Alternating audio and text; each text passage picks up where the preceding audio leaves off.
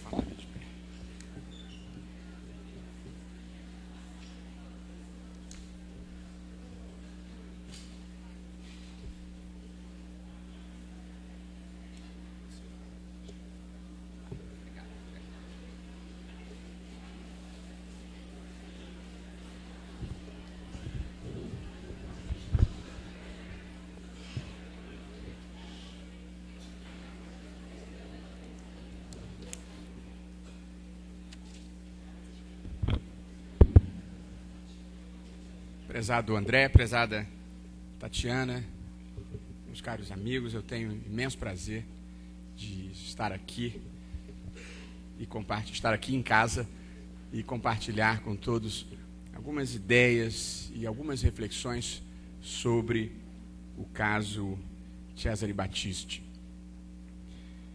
Eu sou, como sabem, professor de Direito Constitucional e devo dizer a meu crédito que eu sou professor de Direito Constitucional desde o tempo em que isso não dava prestígio para ninguém.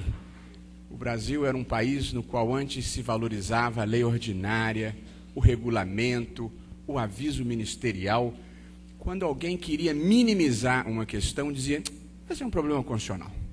Era tão feia a coisa que no início da minha vida, o meu pai, preocupado com o meu futuro, me disse, meu filho, precisa parar com esse negócio de fumar, ser Flamengo, e o direito constitucional também não vai levá-lo a parte alguma. Estuda processo civil, ele me dizia. Mas a verdade é que nós demos a volta por cima. E hoje em dia já não há mais nada de verdadeiramente importante que se possa pensar ou fazer, em termos de direito no Brasil, que não passe pela capacidade de trabalhar as categorias do direito constitucional. O direito constitucional no Brasil passou da desimportância ao apogeu em menos de uma geração, e esse é um triunfo que merece ser celebrado. Evidentemente com humildade. Eu gosto de dizer, a gente na vida deve ser janela e não espelho. E, portanto, o direito constitucional é uma janela para se olhar para o mundo, e não um espelho pelo qual cada um olha para si próprio. Mas o imaginário do direito constitucional hoje em dia faz as pessoas suporem que quase tudo cabe no âmbito da Constituição. Eu, profissionalmente, atuo em casos de uma grande variedade, que vão desde o início da vida até direitos dos quilombolas, usina hidrelétrica em áreas indígenas. Recentemente recebi uma consulta de se era possível transportar um defunto para enterrar, de um município para enterrar no outro município. O direito constitucional, hoje em dia, envolve coisas tão esquisitas que eu já mandei fazer uma minuta de um cartão novo que diz assim, advogado constitucionalista, jogo búzios, prevejo o futuro e trago a pessoa amada em 3 dias. Pois o nosso caso, Cesare Battisti, que muitos acompanharam pela imprensa, eu vou procurar fazer um relato com, evidentemente, o pano de fundo político que o envolveu, mas, sobretudo, as teses jurídicas envolvidas e como esse debate se insere dentro do estágio do debate no direito constitucional brasileiro contemporâneo. Como muitos saberão, a moderna dogmática jurídica divide os casos de acordo com o seu grau de dificuldade em casos difíceis e em casos fáceis. Os casos fáceis são aqueles para os quais existe uma solução pré-pronta no ordenamento jurídico. de forma tal que o juiz ou o intérprete realiza uma operação relativamente singela para resolver o problema.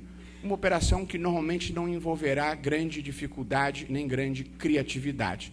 Por exemplo, quando um servidor público completa 70 anos, ele passa compulsoriamente para a inatividade. Se ele quiser permanecer em atividade, o juiz vai negar esse pedido, e essa é uma questão fácil, porque a solução está pronta na norma jurídica. Se o presidente Lula desejasse ter se candidatado a um terceiro mandato, a Justiça Eleitoral não teria nenhuma dificuldade em negar o registro da sua candidatura, pelo simples fato de que a Constituição só permite uma reeleição. Esses são casos fáceis, casos para os quais há uma solução pronta no ordenamento.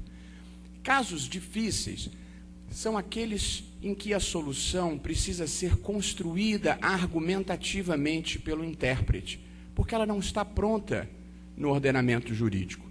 Assim, portanto, quando o cantor Roberto Carlos vai a juízo e pede a proibição do livro que conta a história da sua vida e invoca o seu direito de privacidade, o seu direito de imagem, esse é um caso difícil porque do outro lado há um jornalista que diz: ele é uma pessoa pública, é a minha liberdade de expressão e é o direito de informação do público. Portanto, este é um caso em que os dois lados têm bons direitos, tem fundamento constitucional na sua pretensão. E este juiz vai ter que argumentativamente fazer uma escolha sobre qual direito vai prevalecer naquele caso concreto.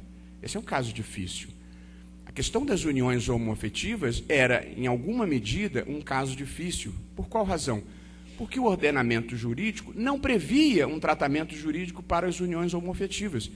E, portanto, era preciso argumentativamente preencher esta lacuna.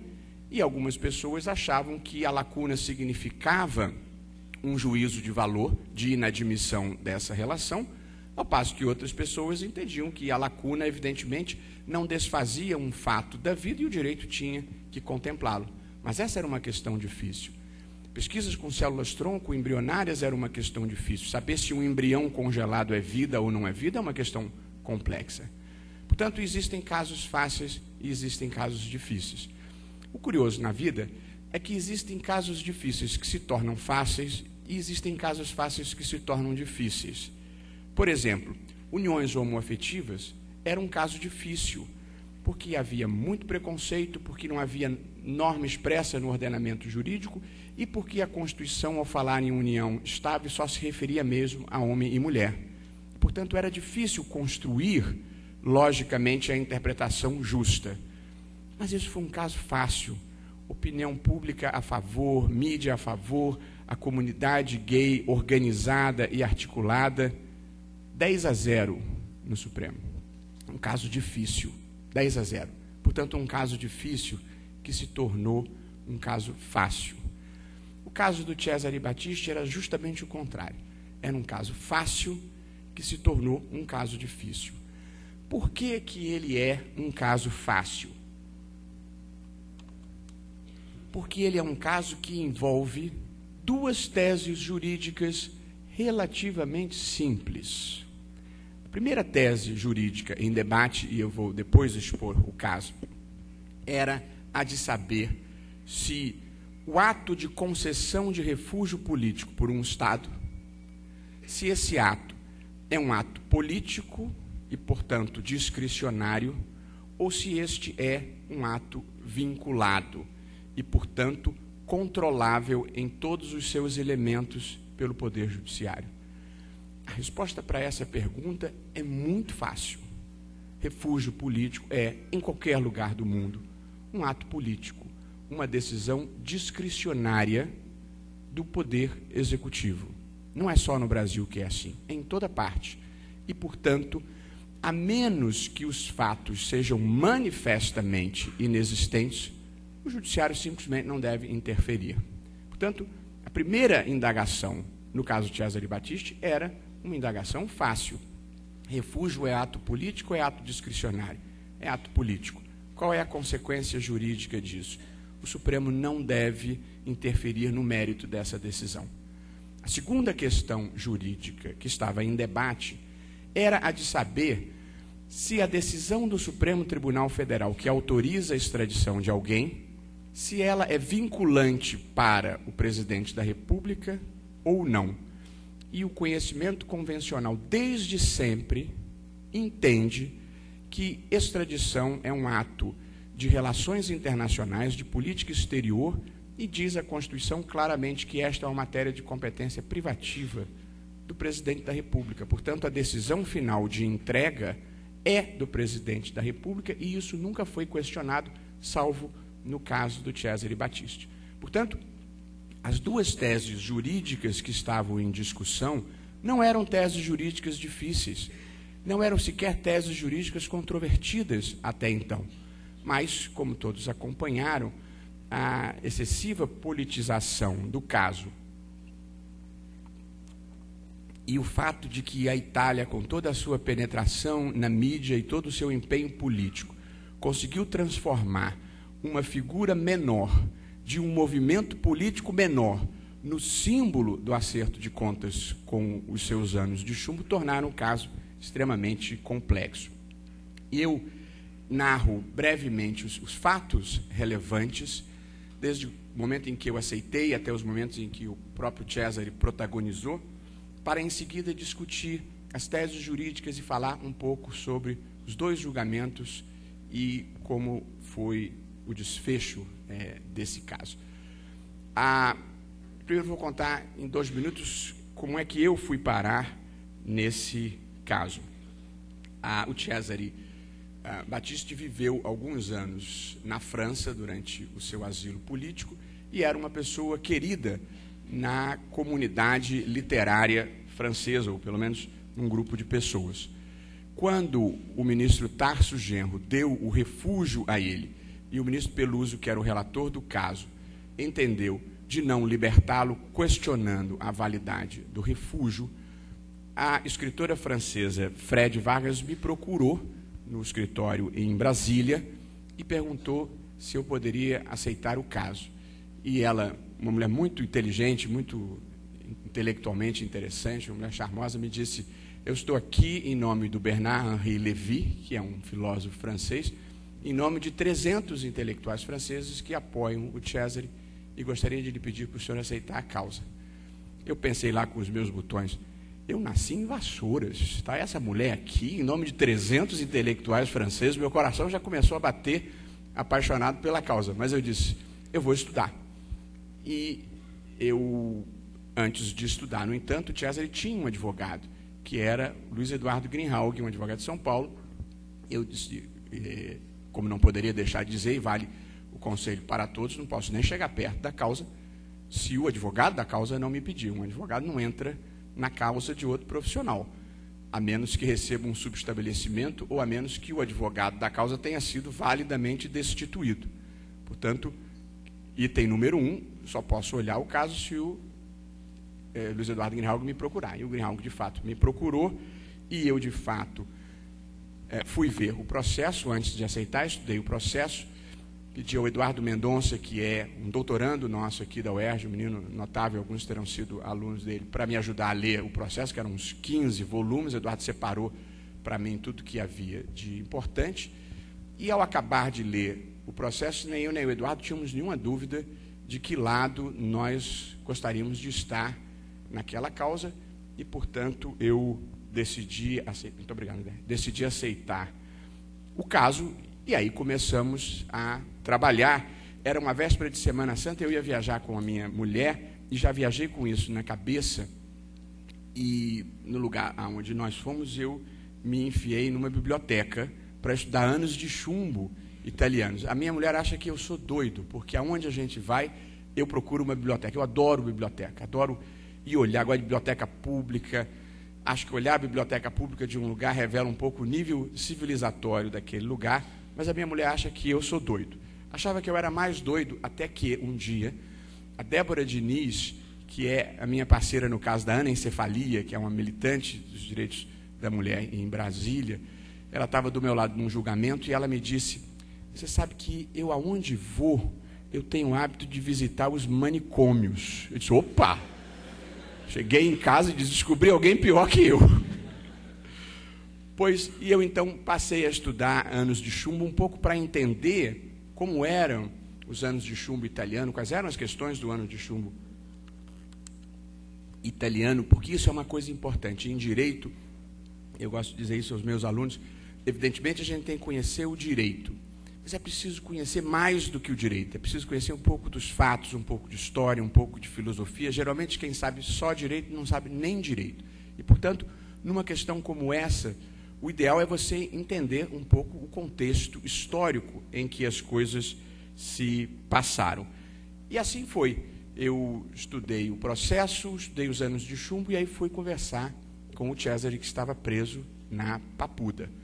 Eu nunca tinha entrado na Papuda, aliás, eu nunca tinha entrado num presídio, que é uma experiência dura, e eu certamente recomendaria todo mundo uma vez na vida ir a um presídio. Eu demorei a beça para entrar num presídio, mas realmente não que seja uma experiência divertida, não, mas é uma experiência existencial importante. Entrei, conversei com o Cesare, pela primeira vez ouvi a história na versão dele, procurei identificar os fatos relevantes, e essa foi a primeira coisa que eu tentei fazer, descrever os fatos, quer dizer, a ação, e como é que estava o contexto do processo. Eu vou narrar os fatos tal como eles se encadearam para nós chegarmos no processo. O Cesare Battisti era, desde a adolescência, um militante comunista. A Itália tem alguns parentescos com o Brasil, e, portanto, ele era filho de pai stalinista, que era o comunismo mais duro da época, nos inícios dos anos 70, e mãe católica dedicada, praticante. Portanto, na casa dele tinha a foto do Stalin e um crucifixo, que é uma simbiose interessante. Ele, portanto, sempre foi um militante. Em 1976, ele entra para esse grupo chamado Proletários Armados pelo Comunismo, que era um subgrupo da autonomia operária, que não era o grupo principal no embate político italiano. O grupo principal eram as Brigadas Vermelhas. E este grupo, Proletários Armados pelo Comunismo, é um grupo evidentemente subversivo, que boicota estações de luz, faz expropriações de bancos e panfletagem, assaltos, e o grupo é acusado de 4 homicídios. Os 4 homicídios envolviam um agente penitenciário, que era acusado de ser o chefe da tortura no presídio, um agente policial da inteligência política e 2 militantes da extrema-direita. Um era, de fato, joalheiro e o outro era, de fato, açougueiro. Mas eram militantes, pessoas que andavam armadas, e os dois, tanto o açougueiro quanto o joalheiro, haviam participado de reações contra operações de esquerda, um deles, inclusive, tendo matado um militante. Portanto, essas foram as 4 pessoas. Eu gostaria de fazer, desde logo, uma declaração de princípios. Eu acho que a violência é ruim e condenável em qualquer circunstância. Portanto, eu não estou fazendo a defesa dos homicídios, mas estou fazendo um registro, que não me parece desimportante, de que não foram 4 passantes, eram 4 pessoas que estavam envolvidas em um processo político extremamente radicalizado, como era o processo político na década de 70. Portanto, estas eram as operações do grupo, operações de subversão, que resultaram em 4 homicídios. Em 1979, o grupo é desbaratado e quase todos os membros, menos o chefe, são presos e são levados a julgamento. Nesse julgamento, em que o grupo é acusado de atos de subversão e dos 4 homicídios, o Cesare Battisti não foi sequer acusado de nenhum dos homicídios. Ele foi acusado por atos de subversão e foi condenado pela prática de atos de subversão. E outras pessoas foram condenadas por homicídio. Essas pessoas vão cumprir pena no presídio reservado para quem pratica crimes violentos, e o Cesare Battisti vai cumprir a sua pena por subversão num presídio para presos de baixa periculosidade. Deste presídio, nós estamos agora em 1981, ele foge com a ajuda do chefe do grupo que não havia sido preso, um sujeito de nome Pietro Muti. Pietro Muti ajuda o Cesare a fugir, Cesare foge para o México e depois para a França. Pietro Muti tenta rearticular o movimento, cujos membros já estavam quase todos presos, e ele próprio, Pietro Muti, é preso. Pietro Muti é preso e quase todo o grupo está preso, menos o Cesare, que conseguiu fugir e agora está na França. Pietro Muti, então, chefe do grupo, uma das lideranças do grupo, torna-se delator premiado, que era uma prática que se institucionalizou na Itália dos anos de chumbo, em que alguém entregava os seus companheiros de movimento em troca de favores, penas mais brandas e até de liberdade.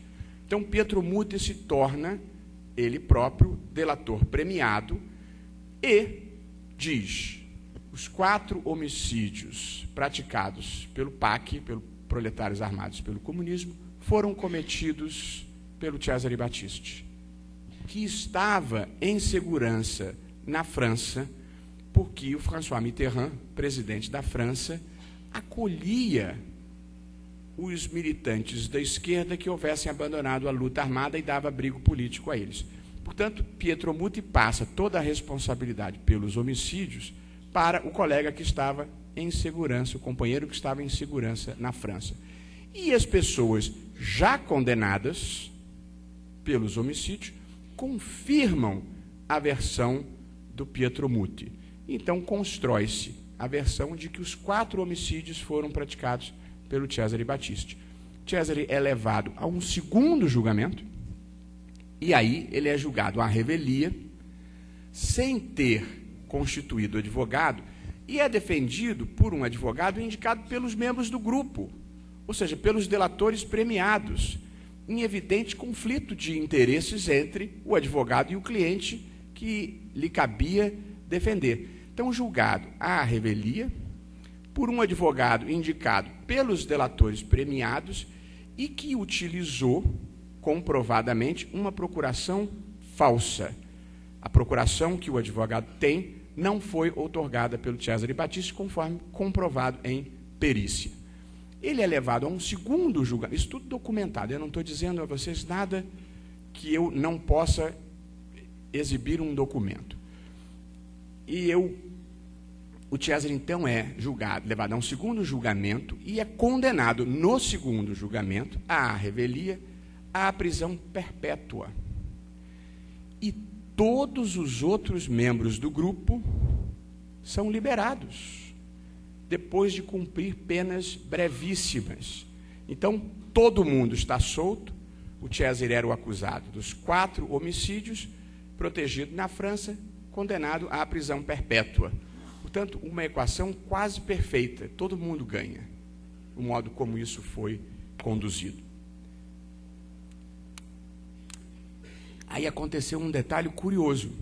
2 dos homicídios, deram-se conta, ocorreram no mesmo dia, em horários próximos, em locais distantes. E, portanto, uma mesma pessoa não poderia ter cometido os 2 homicídios. Aí, a versão é recontada para dizer: no homicídio do açougueiro, o Cesare teria participado pessoalmente, mas no homicídio do joalheiro, ele teria participado do planejamento da operação. Então, ele continuou condenado pelos 2 homicídios. Alguém imaginaria que, se ele foi condenado só pelo planejamento, alguém deveria ter sido condenado pela execução. Não há. Não tem ninguém condenado pela execução. Então, era um processo que, só de olhar com olhos isentos, ele revelava tantas impropriedades, tanta probabilidade de que aquilo realmente tenha sido um julgamento político em que a culpa foi distribuída de acordo com a conveniência política da época, que era impossível não se interessar por essa história. E, portanto, quando eu acabei essa história que acabo de narrar a vocês, eu não tinha nenhuma dúvida que estava disposto a defendê-lo.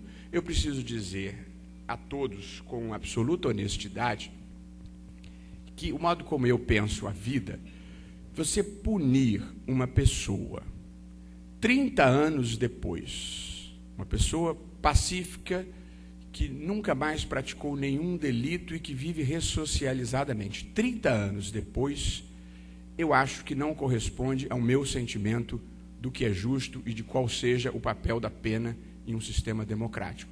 E eu estou fazendo essa ressalva porque, embora totalmente convencido da inocência do Cesare e de que aquilo foi uma armação política para que todo mundo se livrasse solto, só que no final ele é que ficou condenado à prisão perpétua, estou dizendo isso para dizer honestamente que eu, que vivi esta época do embate político ideológico, eu vivi a época em que as pessoas achavam que a luta armada era uma opção. As pessoas achavam que havia um processo histórico e se consideravam agentes desse processo histórico.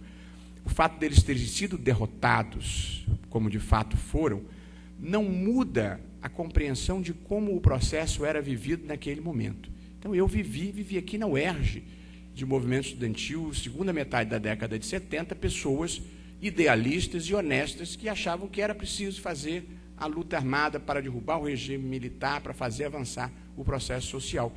Eu sei que isso hoje soa esquisito, absurdo, mas era a lógica de uma época, de um mundo dividido, em que muita gente acreditava, sincera e honestamente, que ia fazer a revolução e que ia promover uma revolução de libertação das pessoas, uma revolução de justiça social, uma revolução que acabaria com os índices abissais de desigualdade, não só no Brasil, como no mundo em geral. A percepção que hoje se tem de que essa era uma ambição ingênua e de que esse era um projeto inviável, não muda o fato de que muita gente, e muita gente mesmo, acreditava na viabilidade desse projeto.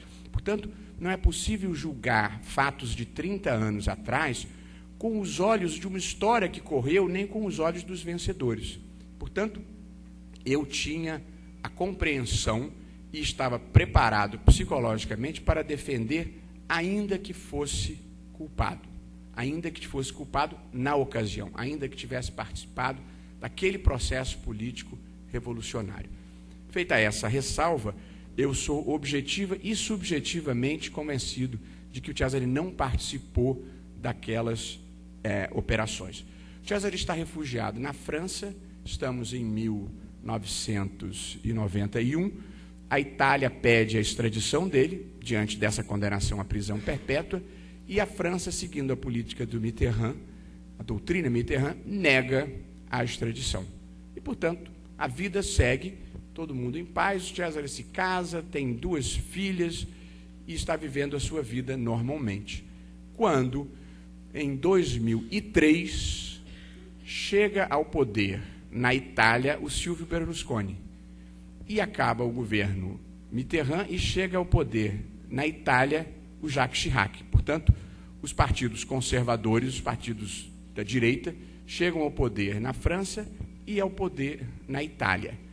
E aí, Silvio Berlusconi chega ao poder e decide reviver aquela repressão, aquele acerto de contas com o passado, com a esquerda armada. E só com a esquerda armada, e não com a direita armada, a direita que explodiu a estação de Bolonha, a direita que praticou atentados diversos associados à máfia, associados a grupos paramilitares.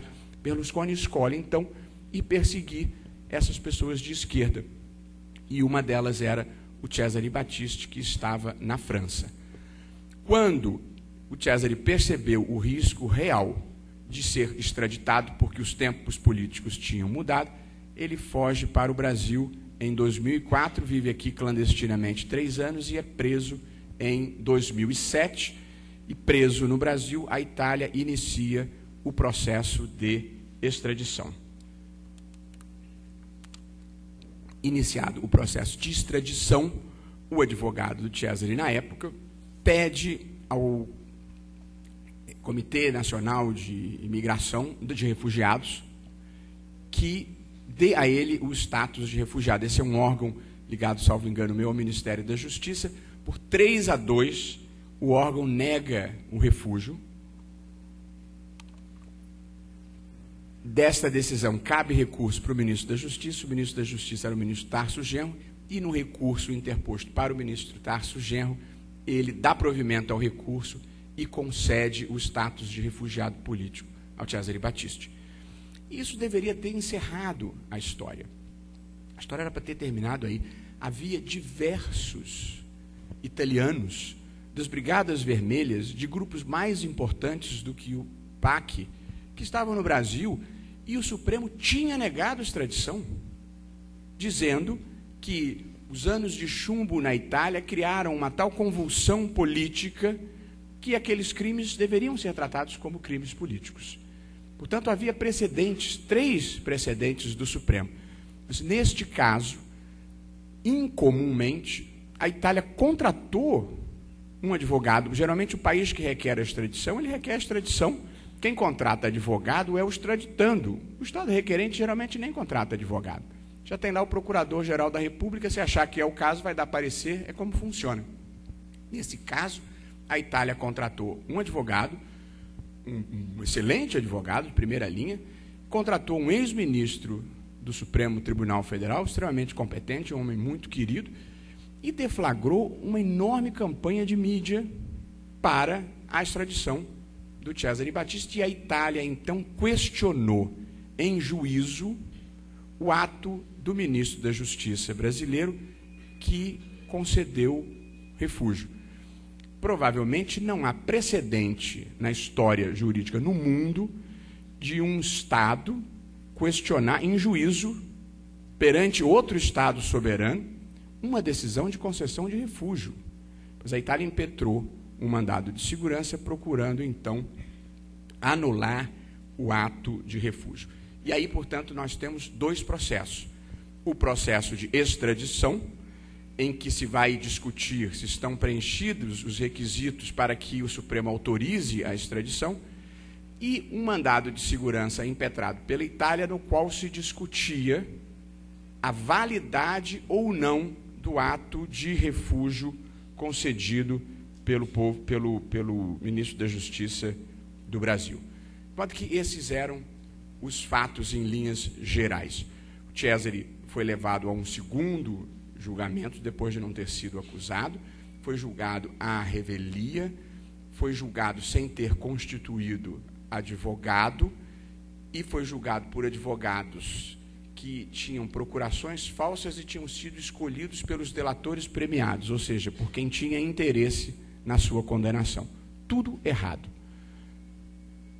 Vem a discussão do processo de refúgio, que era prejudicial à extradição, porque a lei do refúgio prevê expressamente que a concessão de refúgio, ela extingue o processo de extradição. Portanto, era isso que deveria ter acontecido. Quando eu entrei no processo, nós estávamos nesse momento, era um momento de defesa do ato de refúgio. Uma coisa que eu percebi, logo comecei a atuar na causa, é que essa história que eu acabo de contar a vocês, totalmente documentada, não interessava a ninguém. A imprensa já estava completamente comprometida com um lado do debate. Isso é uma coisa esquisita. A Itália tem muito acesso à mídia. A Itália é um país querido. O Cesare era um velho comunista, portanto, do lado derrotado da história, acusado de homicídios. E, afinal de contas, por que a gente vai se indispor com a Itália? Então, em nenhum lugar eu conseguia mais contar a história. Ninguém se interessava pela história. A minha mulher chegou a dizer, para de contar essa história, está ficando muito chato, ninguém quer te ouvir. E aí, quando eu descobri isso, com muita tristeza, eu conseguia contar a história assim, no migalhas. Quando, depois do refúgio, o Procurador-Geral da República, o doutor Antônio Fernando, deu um parecer dizendo, não pode extraditar. foi dado refúgio, não pode extraditar. Aí eu disse, enfim, uma boa notícia. Não consegui que a notícia fosse divulgada em lugar nenhum, salvo um pé de página. Ou seja, a imprensa não queria contar essa história. A imprensa tinha um lado. E é bom na vida a gente saber disso. Porque em outras causas, quando a imprensa está do seu lado, é uma delícia. Uniões homoafetivas, nepotismo, anencefalia. Mas a imprensa contra é difícil. E ali ainda havia um problema. A Itália, que fazia um jogo de manipulação política, o Cesare tinha virado um troféu político que unia a Itália em torno da sua extradição, divulgava, no seu acesso à mídia, que o Cesare era terrorista. Então, vocês imaginem, depois do 11 de setembro, terrorista é mais ou menos a pior coisa que você pode dizer que alguém seja. Ser terrorista. E aí, eu falava com os órgãos, mas escuta, Cesare não foi acusado de terrorismo.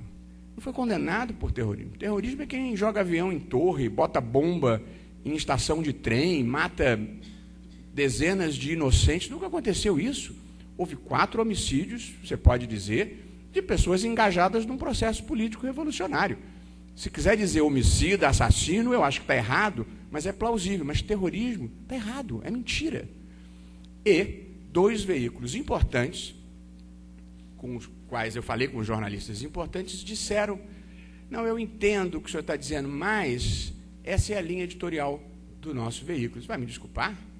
Isso não é uma questão de linha editorial, as pessoas na vida têm direito à sua própria opinião, mas não os próprios fatos. Os fatos a gente tem que ser verdadeiro. Você pode interpretar os fatos da maneira que quiser, as pessoas interpretam os fatos das maneiras mais mirabolantes. Eu sou capaz de entender e respeitar uma interpretação mirabolante, mas você não tem o direito de torcer o fato. Interpretação, pena que está gravando, mas estamos em casa, é um pouco a história como do pai que dizia, minha filha é uma menina maravilhosa, bacana, dedicada. O meu genro é que agora deu para corno. Esta é uma forma, cada um vê a vida do seu ponto de observação. Portanto, eu respeito qualquer interpretação. Agora, o fato você tem que, evidentemente, ser verdadeiro com o fato. Isso também é uma coisa importante, já que nós estamos aqui em casa e entre amigos, eu certamente posso dizer. O advogado, ele não tem o direito de mentir. O advogado, ele é o porta-voz do seu cliente. E aqui é preciso a gente não romantizar isso. O advogado é o profissional que defende, nos limites da lei e da ética, o interesse do seu cliente.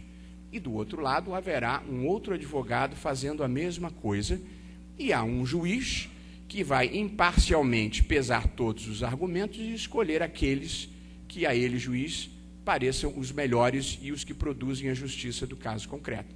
Portanto, o advogado tem o direito de olhar o mundo do ponto de vista do seu cliente. Mas não tem o direito de mentir, não tem o direito de inventar, não tem o direito de torcer os fatos. Ele tem o direito de contar a história sob a ótica do seu cliente. É isso que o advogado faz. Ele procura teses jurídicas e argumentos capazes de convencer que o interesse que ele patrocina é o melhor. É assim que funciona a vida de um profissional do direito. Pois então vem a defesa do refúgio. Eu, como não conseguia contar a história, parei de tentar demonstrar que o Cesare não tinha tido devido processo legal, que aquilo era tudo uma armação, que os anos de chumbo italianos, os julgamentos eram uma encenação de liberdades e desejos. Parei de contar a história, que ninguém ouvia, e passei a dizer, é um ato de soberania do Estado brasileiro, e, portanto, a Itália tem que respeitar e o judiciário tem que respeitar. Qualquer um pode fazer a crítica política que quiser, mas a decisão foi tomada pela autoridade competente. E, consequentemente, numa democracia, se a decisão política foi tomada pela autoridade competente, as pessoas têm que respeitar. Então, façam a crítica política que quiserem, mas é um ato de soberania do Estado brasileiro. E, para preservar o refúgio, eu sustentei 3 teses, das quais estou totalmente convencido e acho que elas vão voltar a prevalecer. A primeira tese é a de que a lei do refúgio claramente diz que o refúgio extingue a extradição. E é constitucional a lei que diz que o refúgio extingue a extradição. E o Supremo já tinha decidido que era constitucional a lei que diz que o refúgio extingue a extradição, no caso anterior do padre Medina. Então, o Supremo, para conceder a extradição, tinha que mudar esse entendimento e dizer que a lei não era constitucional. O Supremo disse, a lei não é constitucional. Mas, para dar a extradição, o Supremo tinha que mudar outra jurisprudência, a de que relações internacionais são uma matéria de competência privativa do presidente da República ou, mais propriamente, do Poder Executivo, e que, portanto, o Judiciário não interfere com decisões de política internacional. O Supremo mudou essa jurisprudência. A terceira tese era a de que o refúgio é um ato político. Se é um ato político, não pode ter o seu mérito revisto pelo Poder Judiciário. O Judiciário pode ver, num ato como vocês estudaram ou vão estudar em direito administrativo, um ato do poder público pode ser apreciado tendo em conta 5 elementos: competência, forma, finalidade, mérito e objeto. Nos atos vinculados, todos esses elementos são controláveis pelo Poder Judiciário. Nos atos discricionários, você pode controlar a competência. Se o ato for praticado pela autoridade incompetente, ele é inválido. Você pode controlar a forma. Se o ato tiver sido praticado pela forma inadequada, ele é inválido. E você pode controlar a finalidade. Se o ato tiver sido praticado com um desvio de finalidade, você pode invalidá-lo. Mas o conteúdo do ato e a conveniência e oportunidade da sua prática, na hipótese de um ato discricionário, são, como regra geral, insindicáveis pelo Poder Judiciário, e assim deve ser. Portanto, por que o refúgio é um ato político? É um ato que envolve um juízo discricionário do Executivo. Porque o que o ministro Tarso Genro fez? Ele olhou o cenário do julgamento do Cesare Battisti na Itália e verificou: havia uma conflagração armada entre esquerda e direita. Havia grupos paramilitares atuando no processo político, ameaçando autoridades e ameaçando juízes. Havia uma legislação de exceção que permitia que as pessoas ficassem presas preventivamente 8 anos. Havia um homem condenado à revelia, sem ter constituído advogado, tendo sido levado a um segundo julgamento, a única prova contra ele, delação premiada. A literatura dos autores mais liberais italianos, como do Luigi Ferraioli, dizia: os julgamentos durante os anos de chumbo eram encenações cujo desfecho já estava decidido antes mesmo do júri se reunir. Ele olhou esse contexto e disse: eu acho que é plausível o argumento de que não houve devido processo legal e, portanto, eu concedo o refúgio. Eu acho que qualquer pessoa tem o direito de entender de maneira diferente e dizer: apesar de tudo isso, a Itália era um país democrático e, portanto, a gente deve respeitar esse julgamento. Eu acho que é possível ter esse ponto de vista.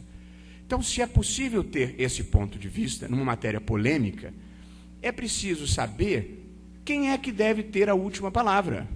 Como dizia Carl Schmitt, que nem é um dos meus autores favoritos, mas numa frase feliz: soberano é quem dá a última palavra. E, portanto, é preciso saber quem dá a última palavra nessa matéria. Ora bem, se é um ato político, quem tem que dar a última palavra é o Poder Executivo. Decisão política numa democracia, quem toma é quem tem voto. E, portanto, essa era uma decisão discricionária do Poder Executivo, de modo que era razoável admitir 2 pontos de vista para essa história. E o que se cuidava ali era saber quem é que deve decidir isso. É o ministro da Justiça ou é o investido no cargo pelo presidente da República que endossou a sua decisão? Ou é um ministro do Supremo que não teve nenhum votinho sequer, como ninguém no Supremo tem? Portanto, era essa a discussão dizer que um ato de concessão de refúgio é um ato vinculado com o respeito devido e merecido não é uma questão de ponto de vista. É uma decisão errada. E eu acho que essa decisão estava errada. Você pode anular um ato discricionário se o ministro da Justiça tivesse dito, diante do risco de abdução por naves marcianas que invadiram o país, bom, aí sim, porque aí o fato é totalmente implausível.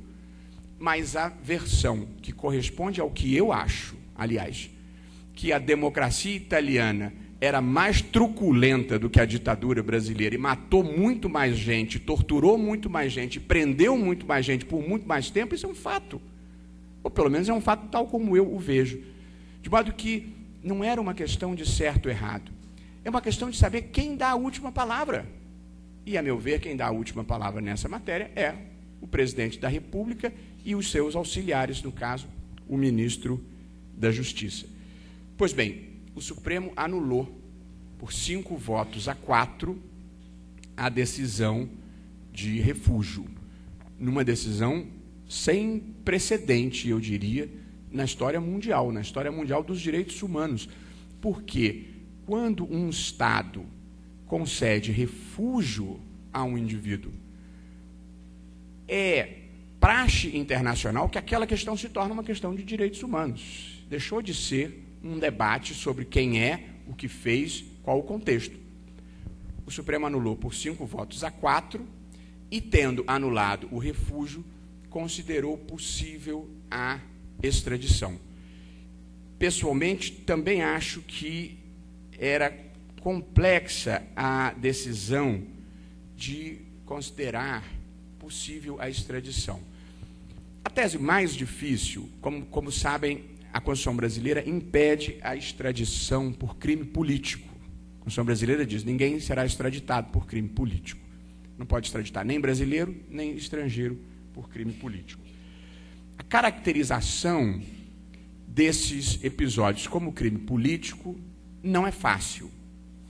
Portanto, assim como eu disse que, em matéria de refúgio, dizer que é um ato vinculado está errado, com todo respeito, caracterizar um episódio como crime político ou não, não é propriamente uma questão de certo ou errado, é uma questão de ponto de vista, é uma questão de como cada um faz a leitura da vida e do mundo em geral.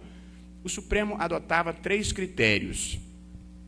O critério da motivação, se a motivação era política, derrubar o governo, e no caso do PAC não havia dúvida. Se a finalidade era política, o sujeito estava querendo botar dinheiro no bolso ou matando a amante, o que evidentemente era uma finalidade política. Mas o terceiro elemento era o mais complexo. Você determina se um crime é político ou não em função do contexto vigente.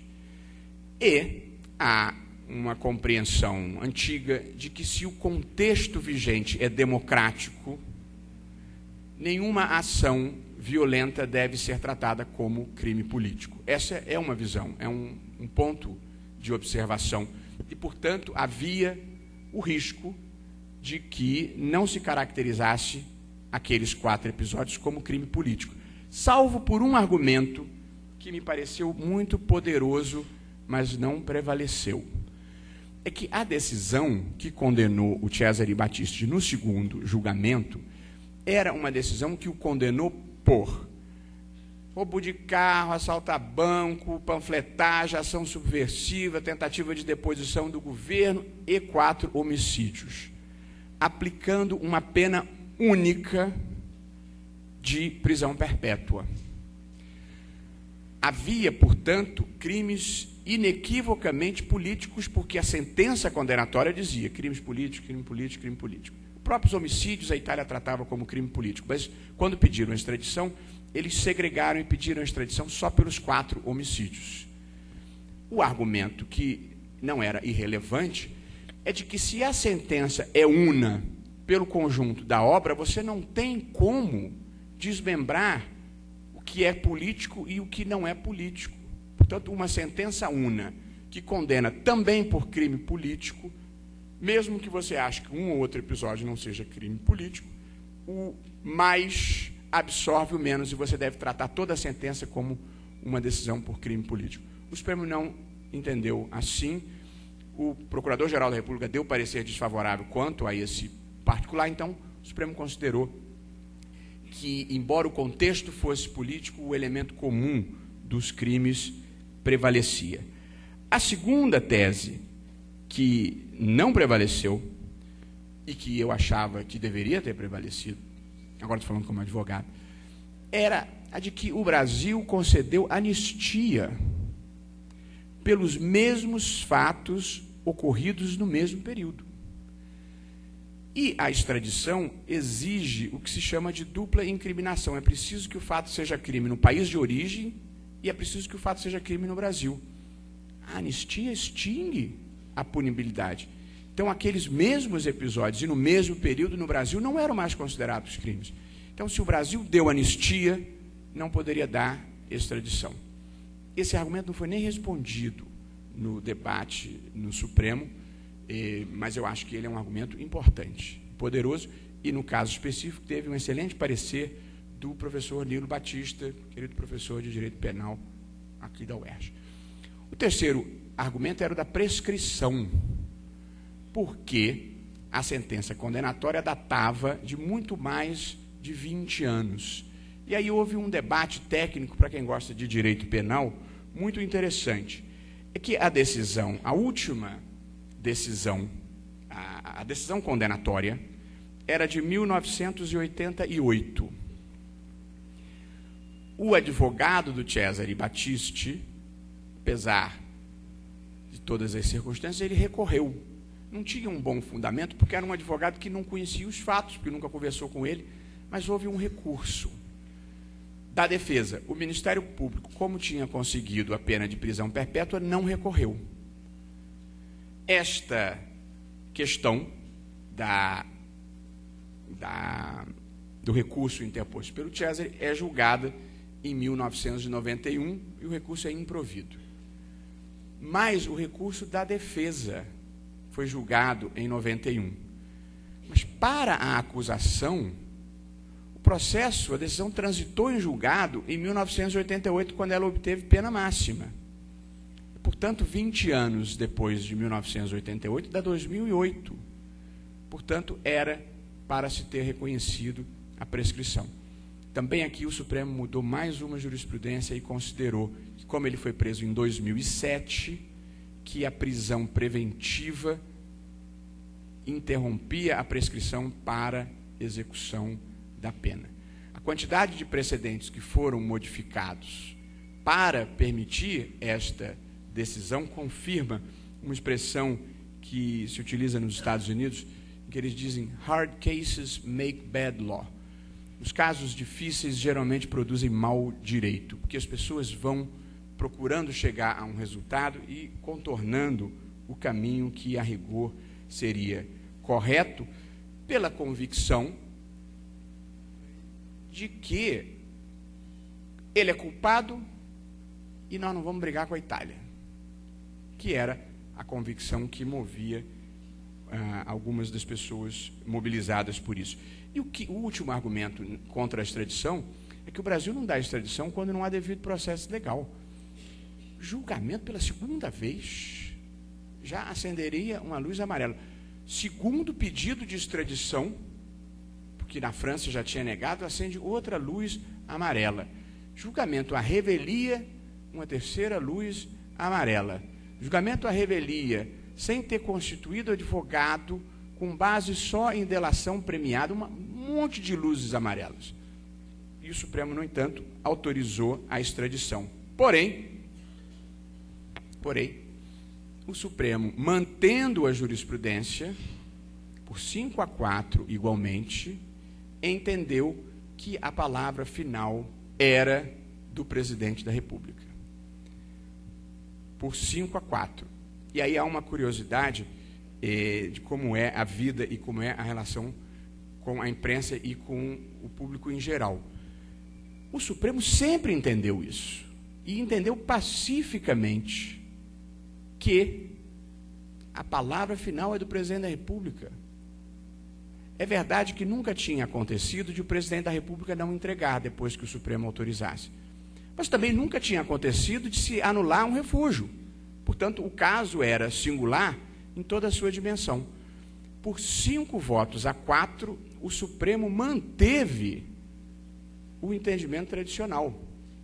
Portanto, aqui, para falar a verdade, a gente quase perdeu. Mas a percepção pública foi, o advogado conseguiu transferir a responsabilidade para o presidente da República. Eu nunca levei uma fama imerecida tão preciosa quanto essa. Nós quase perdemos, o Supremo quase mudou uma jurisprudência pacificada. E 3 semanas depois julgou um caso de novo e decidiu a competência, a palavra final do presidente da República. Sempre foi e continuou sendo. Então, 5 a 4, competência final do presidente da República, 5 a 4, autorizada a extradição. E aí veio o pós-julgamento. Eu não conheço o presidente da República. E aí eu pedi audiência a todas as pessoas que eu achava que podiam ser relevantes e levei lá um pacote de informações, basicamente essas que compartilhei com vocês, para convencer a decisão do presidente da República. Então, pedi audiência com o advogado-geral da União, levei lá o meu embrulhinho, pedi audiência com o ministro da Justiça, que na época era Luiz Paulo Barreto, levei lá meu kit Libertem Cesare Battisti, levei ao Dr. Gilberto Carvalho, que na época era o secretário do presidente da República, que eu nem conhecia, fui lá, bati na porta, me recebeu muita distinção, e fui na Casa Civil, ao subchefe de assuntos jurídicos da Casa Civil. Ia pouco e falava pouco do assunto. A pior coisa que tem na vida é quando você chegar num lugar e lá vem ele com aquele assunto. Então, fui uma vez, entreguei, fiz o meu trabalho e fui-me embora. Não fiquei amolando além da conta, mas também fiquei em cima. Não era uma coisa indiferente para mim. Eu esqueci de contar que durante os julgamentos, que levou 3 sessões, no primeiro julgamento ia começar a sessão e, de repente, era o ministro Gilmar Mendes ainda, ele abre a sessão, diz, declara aberta a sessão para o julgamento do processo número tal, pedido de extradição de Cesare Battisti. E aí levanta a fileira inteira no plenário do Supremo e abre uma faixa, liberdade para Cesare Battisti, todo mundo gritando. Eu disse, meu Deus do céu. E aí vem a segurança do Supremo, tira todo mundo. Aí veio o segundo julgamento, que levou 3 sessões, que o ministro Marco Aurélio tinha pedido vista. No segundo julgamento, começa a sessão, declara aberta a sessão, liberdade para Cesare, a faixa lá atrás. No terceiro julgamento, até eu fui revistado. Revistado na entrada. Começou o julgamento, liberdade para Cesare Battisti. Não é possível. E aí uma senhora, era indescritível assim, a beleza da solidariedade, da dedicação daquela. E uma senhora se atirou no chão, e a segurança arrastou. Imagina isso no começo de um julgamento no Supremo, e a senhora arrastada pela segurança, ela me larga. Meu Deus do céu. Bom, aí termina o julgamento, e aí devíamos estar outubro ou novembro de 2009, e aí entra 2010, eu pedi às pessoas que podia pedir,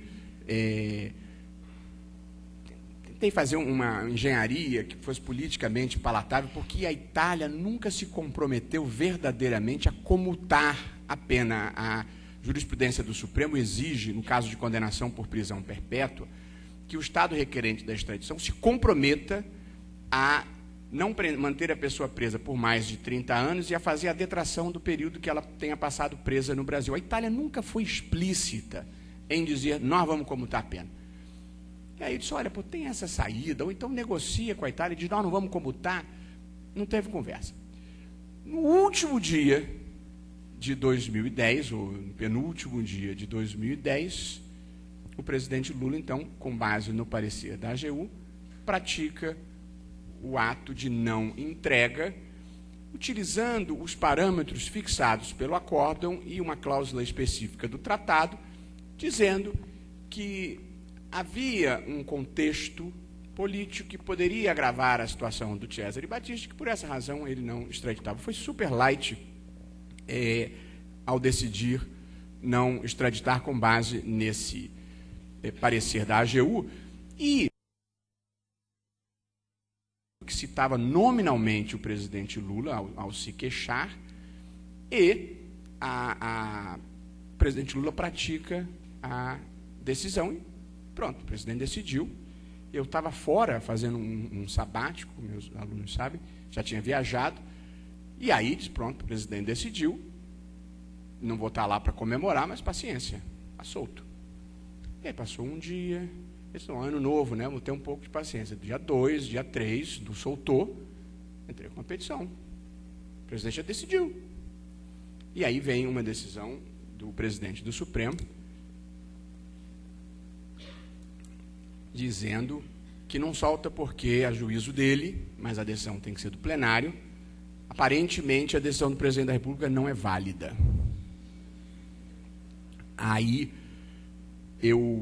em todo o caso do Cesare Battisti, em qualquer caso também é um modo de trabalhar que eu recomendo e compartilho, o advogado deve se mover com empenho, mas não com paixão. Menos ainda o juiz, quer dizer, o juiz que se apaixona pela causa faz mal ao direito e ao amor.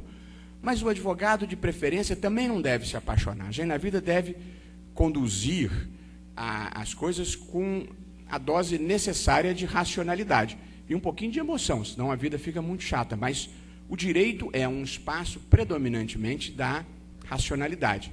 Portanto, ao longo de todo o processo, tendo apanhado muito, não me lembro nunca de ter dito uma palavra. Assim, a agressividade normalmente não é uma boa forma de você veicular o seu argumento.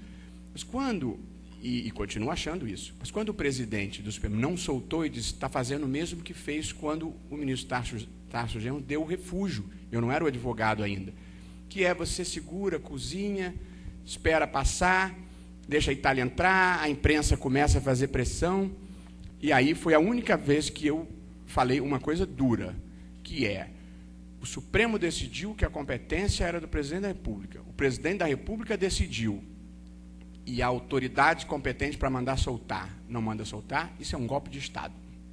É um desrespeito ao Estado de Direito Democrático. E fiz a nota dura, que preferia não ter feito,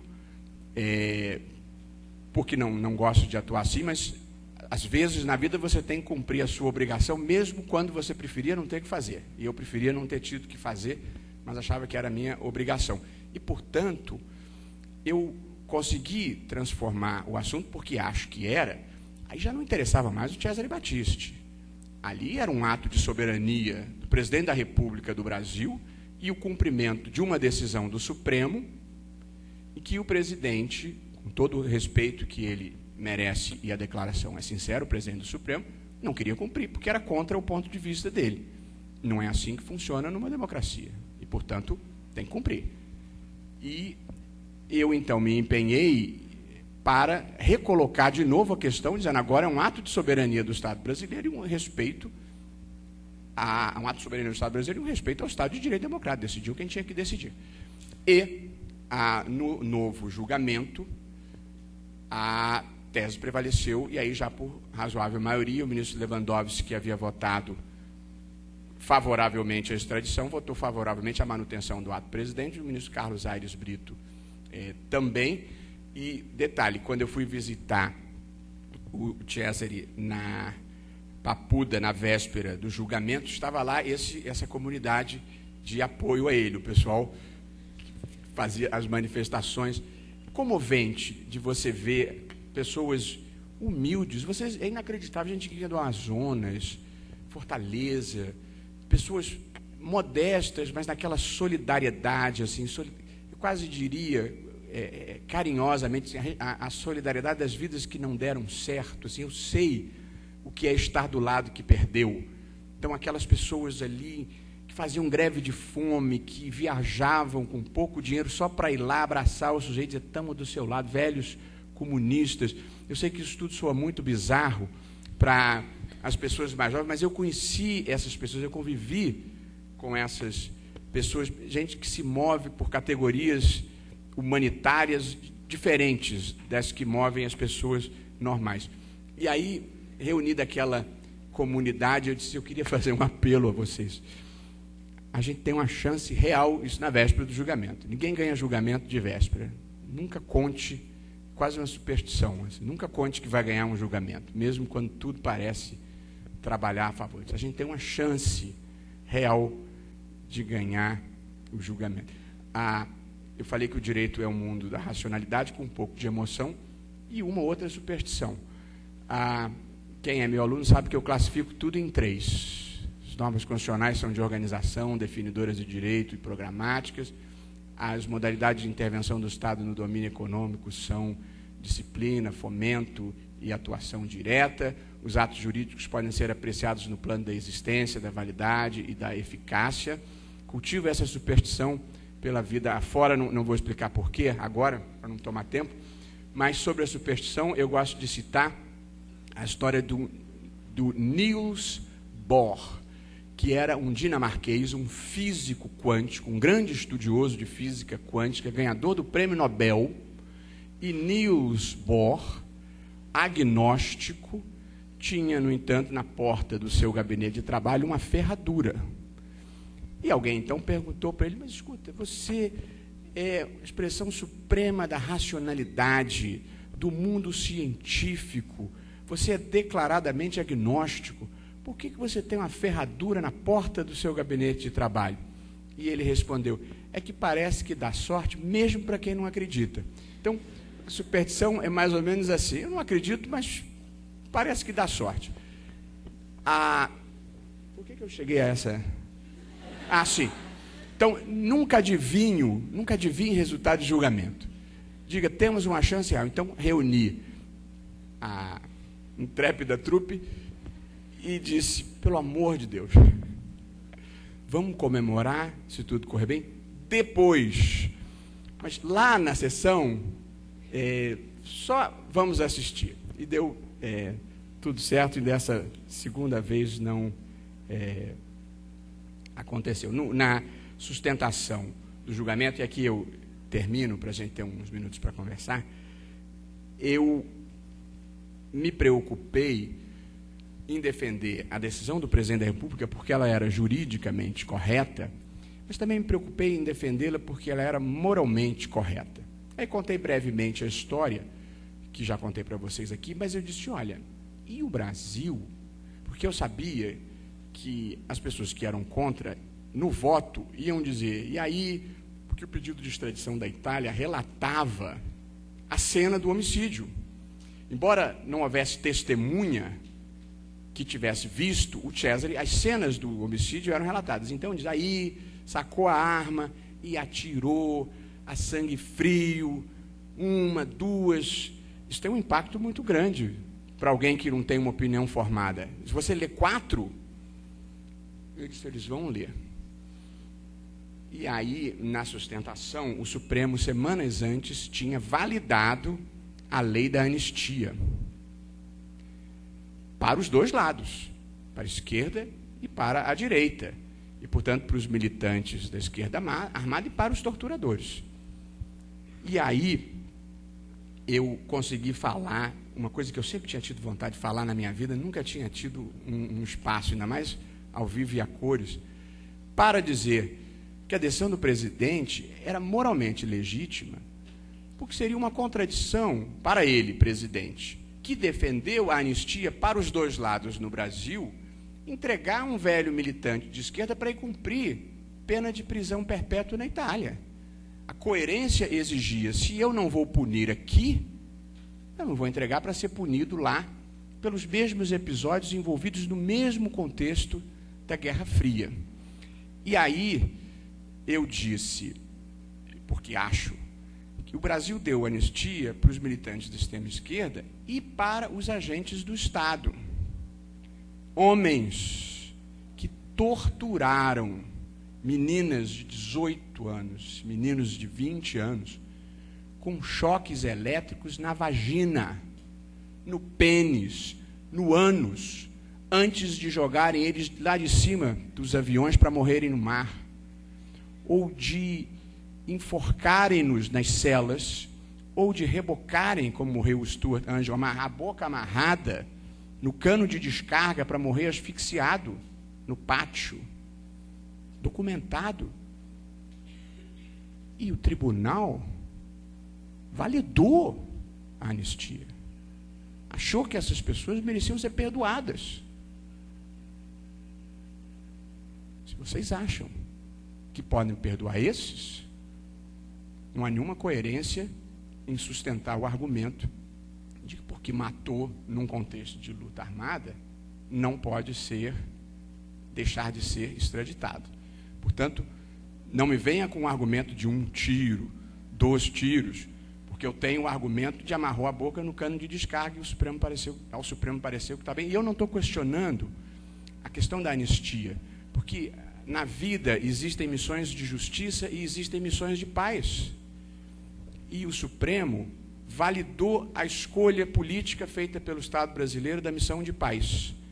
Não importa se cada um de nós gosta mais ou menos dessa escolha.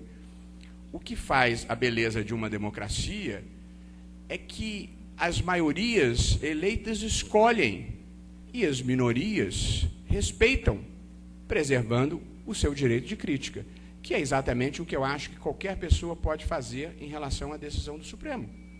Pode achar que a decisão foi ruim, mas eu acho que a decisão foi correta.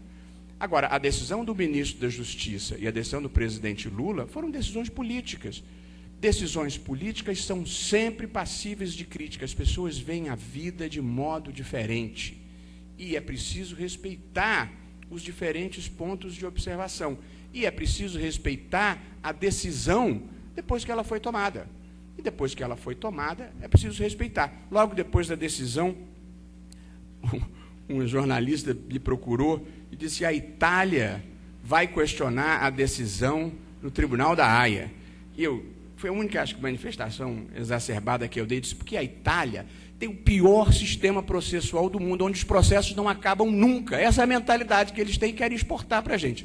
Mas eu acho que foi o único momento em que eu talvez tenha dito o que não queria dizer. Eu termino, isso não é uma palestra, é um pouco compartilhar um momento, uma experiência que eu não pretendo bizar, devo dizer, difícil. Prefiro debater teses jurídicas do que questões como essas, de pessoas sofrendo, filhas sofrendo, tudo difícil. Mas eu diria, encerrando assim, que eu jamais, em nenhum momento me arrependi. Olha que primeiro me deu muito trabalho, me tomou muito tempo, me deu muita chateação pela incompreensão geral das pessoas, mas em nenhum momento eu me arrependi de ter aceito a causa. Essa é uma sensação boa na vida, assim, não me arrependi. Essa história de eu na vida só me arrependo do que não fiz, nunca do que fiz. Mentira, já me arrependi de tanta bobagem. Mas nessa certamente não me arrependi. E uma experiência preciosa existencial e profissional. Primeiro, como já narrei, advogar contra a opinião pública. Segundo, divertido, ter que explicar em casa para sua mulher por que você aceitou, para sua sogra, meu pai que é do Ministério Público, meu filho, eu estava torcendo contra, ele disse, pode mudar de lado. Pode mudar de lado. Você ter contra si todos os meios de comunicação, e isso foi uma descoberta, se você descobrir a sensação de impotência que é ninguém dar voz ao que você quer dizer. É uma sensação muito ruim. Você tem alguma coisa importante para contar, e não só as pessoas em geral não querem ouvir, como quem poderia vocalizar o que você tem a dizer não está interessado. Lá vem você com esse assunto de novo. É um sofrimento existencial.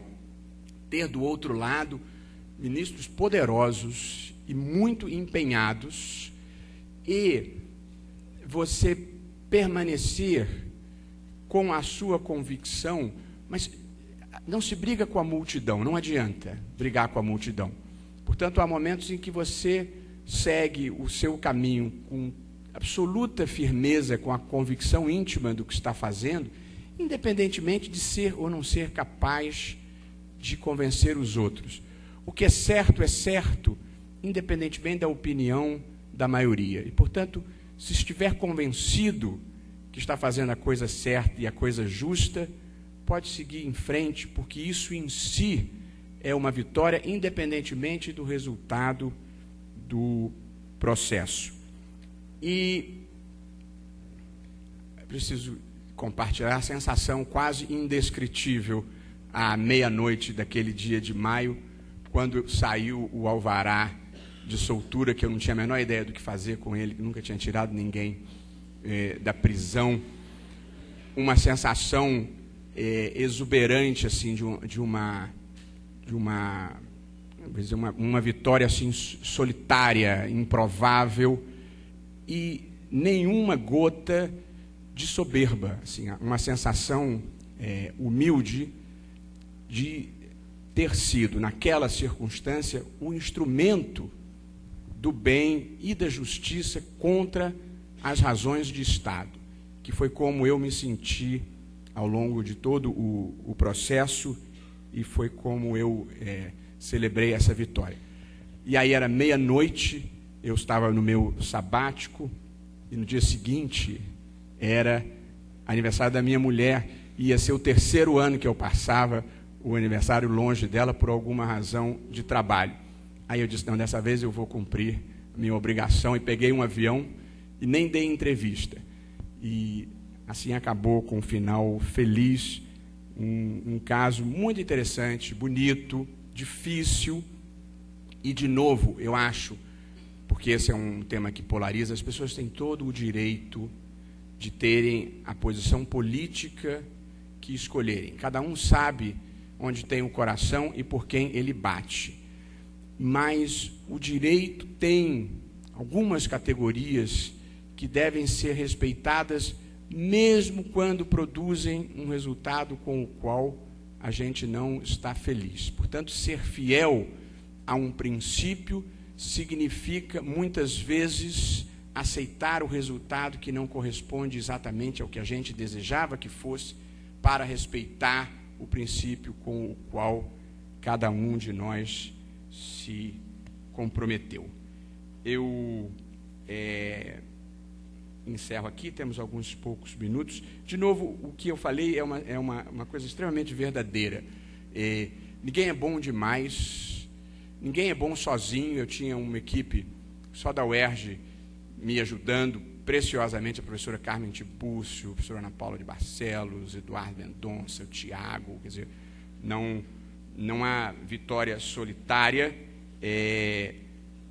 E em direito, e também é o que eu acho, o que deve prevalecer, eu sei que tem política, eu sei que tem interesses, eu sei que tem relações, mas bom mesmo é ter uma tese jurídica boa e a convicção para defendê-la.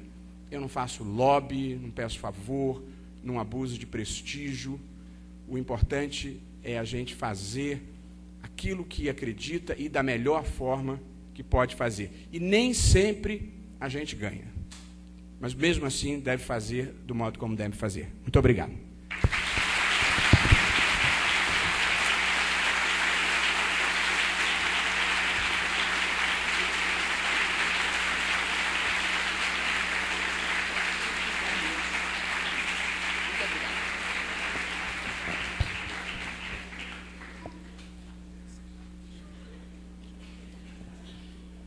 O Centro Acadêmico Luiz Carpenter gostaria de agradecer a presença do professor Luiz Roberto Barroso e abrir para perguntas. A gente tem mais alguns minutinhos, o professor concordou em abrir para perguntas. Quem puder descer aqui para pegar o microfone com a Maísa é melhor, para a gente poder filmar. Falei um pouquinho demais. Vou emoldurar, foi ótimo. Obrigado. Obrigado. Oi, professor. Você citou no momento da fala que havia um tratado entre o Brasil e a Itália, e acho que isso foi vinculado na mídia, como se houvesse um tratado de reciprocidade nos casos de extradição. Queria que você comentasse um pouco sobre isso. Pessoal, vamos juntar todas as perguntas, se mais alguém quiser fazer, o professor responde a todas e a gente encerra. Mais alguém?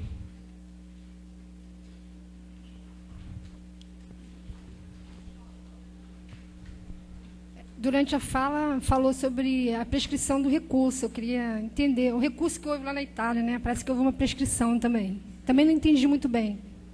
Ok.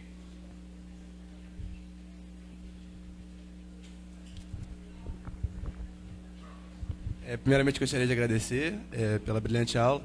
E a pergunta, o Supremo tem firmado uma jurisprudência de não entrar no mérito da questão do julgamento feito no país de origem. Gostaria de saber se, caso o Supremo acolhesse o argumento de que o julgamento foi feito à revelia, sem constituição de advogado, e, portanto, em violação ao princípio da ampla defesa, se isso não representaria uma violação a essa jurisprudência do STF. Mais alguma pergunta? Não? Bom, a primeira pergunta é... Acho que esse microfone está melhor. É sobre a existência de um tratado de extradição entre o Brasil e a Itália, o que de fato existia. E pior, ainda havia uma coisa mais trágica em relação a esse tratado. Como é o seu nome? Davi. Trágica. A professora Carmen Tiburcio e eu somos amigos de vida inteira, estudamos juntos aqui e escrevéramos um artigo juntos há uns anos atrás sobre extradição. Eu escrevi uma parte do artigo e ela escreveu outra parte do artigo, mas o artigo era conjunto. E numa parte do artigo escrita por ela, dizia ela, porque é o ponto de vista dela, que havendo tratado de extradição, o Estado requerido deve extraditar. Ou seja, ela entendia que, havendo uma obrigação internacional assumida, essa discricionariedade do presidente da República não subsistia. Então, você pode imaginar a tragédia que foi, e eu já nem me lembrava disso, quando eu mandei pesquisar esse assunto e descubro um texto assinado por mim, dizendo, na parte em que a Carmen tinha escrito, algo que era gravíssimo para o meu cliente.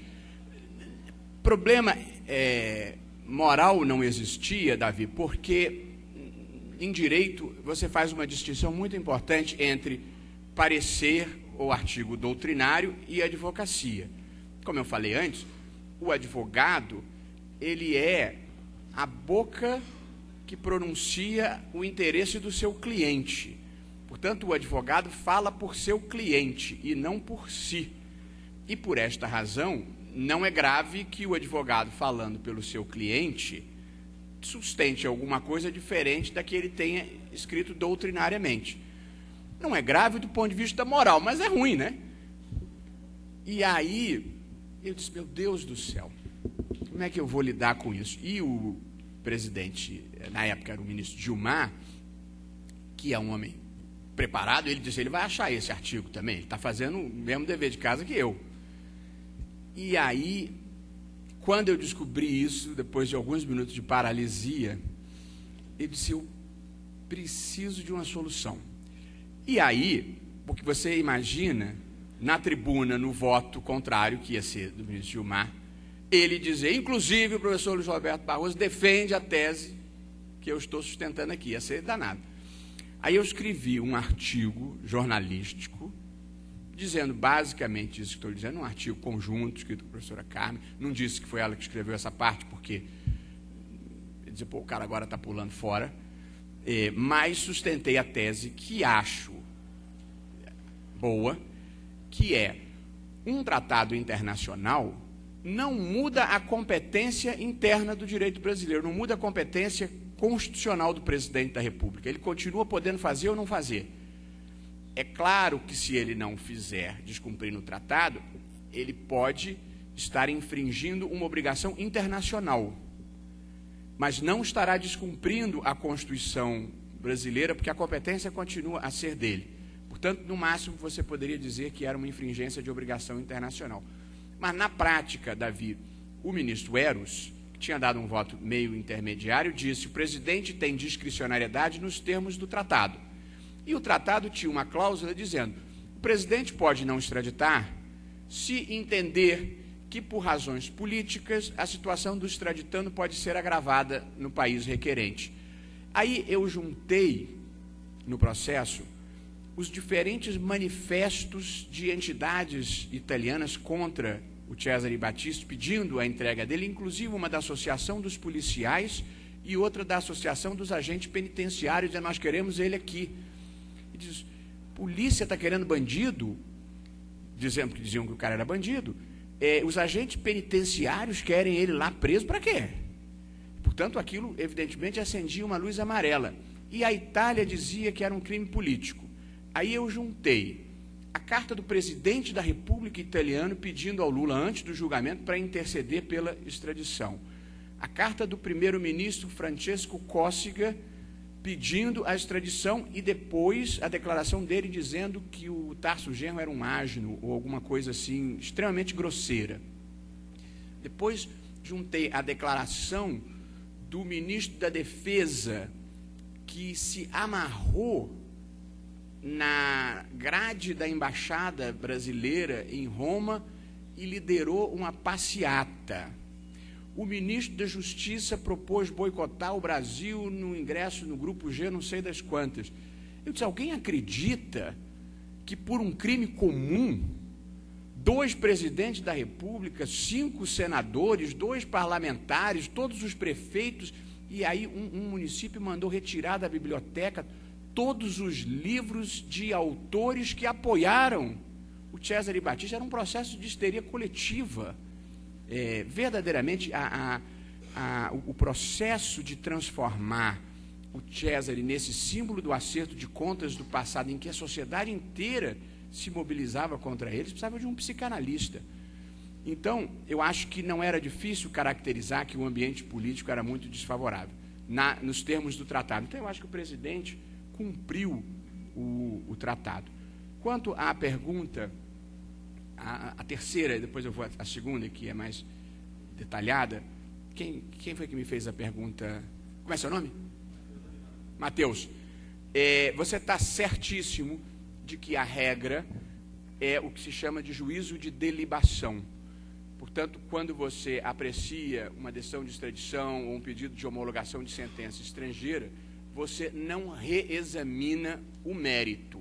Isso está correto. Salvo para, no caso de extradição, verificar se o crime é político ou não, porque a Constituição brasileira exige, para verificar a dupla imputação, ou seja, para saber se o fato também é crime lá e no Brasil, e, por último, esse aspecto que é a existência ou não de devido processo legal. Você não revê o mérito da decisão, mas, por exemplo, se chega aqui um pedido de extradição de uma decisão condenatória à morte na Líbia ou na Síria, o juiz brasileiro vai olhar se há devido processo legal ali, pelo menos no jeitão.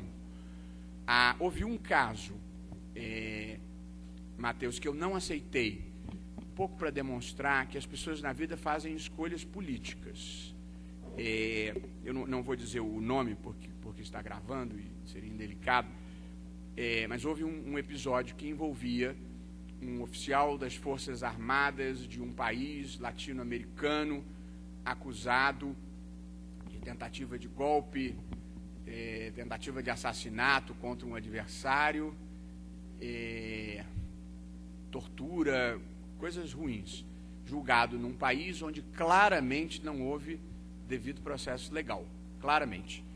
E eu li a matéria e disse, esse cara está solto, era mais fácil que o caso do Cesare. Mas eu não tive nenhuma vontade de fazer aquele caso. Não que eu achasse que ele não tinha direito, porque eu acho que tinha. Mas as pessoas na vida, como eu falei, sabem onde tem o coração e por quem ele bate. O meu coração não batia por aquele sujeito, o que não diminuía o direito dele, mas eu não tinha vontade de fazer. Mas quem vai ser juiz, eu sou advogado, eu posso escolher. O juiz não. O juiz tem que julgar pelos mesmos critérios de honestidade, se for de esquerda ou de direita. Eu posso não querer defender um torturador de direita, mas ele, levado a juízo, não tem menos direito do que um militante da esquerda armada. Apenas você pode preferir defender um e não querer defender o outro. Então, eu acho que o devido processo legal não é propriamente examinar o mérito. É você verificar se ali houve um procedimento democrático. E esse era, Matheus, o aspecto mais difícil por causa dessa lenda de que a Itália era uma democracia e que, portanto, respeitava o devido processo legal. O Supremo Tribunal Federal no Brasil e a Suprema Corte Americana cansam de anular processos criminais sob o fundamento de que não houve devido processo legal. Então, a inobservância do devido processo legal não é algo incompatível com a democracia. Pode ter uma democracia e a polícia fazer uma barbaridade, entendeu? Então, o devido processo legal não é mérito. Portanto, a sua premissa está correta, mas apreciar o devido processo legal não infirma a premissa, eu diria. E quanto à questão da prescrição, isso é ligeiramente fora do meu departamento, a pretensão penal, mas você tem a prescrição penal, mas você tem a prescrição da pretensão punitiva, que flui até a decisão condenatória transitar em julgado. Depois da decisão condenatória transitada em julgado, você começa um novo prazo prescricional, que é o prazo da prescrição para execução da pena. E se passarem 20 anos sem que você tenha dado início à execução da pena, prescreve. O debate era o recurso foi só da defesa. Portanto, para a acusação, teria transitado em julgado em 1988. E 20 anos depois, 2008, teria prescrito. Mas, evidentemente, se você contar do recurso da defesa, que só foi julgado em 91, não tinham se passado 20 anos. Portanto, era uma tese que os criminalistas usam, e acho que costuma ser acolhida, de que quando transita em julgado para a acusação, começa a correr o prazo de prescrição. Era esse o argumento. Ok?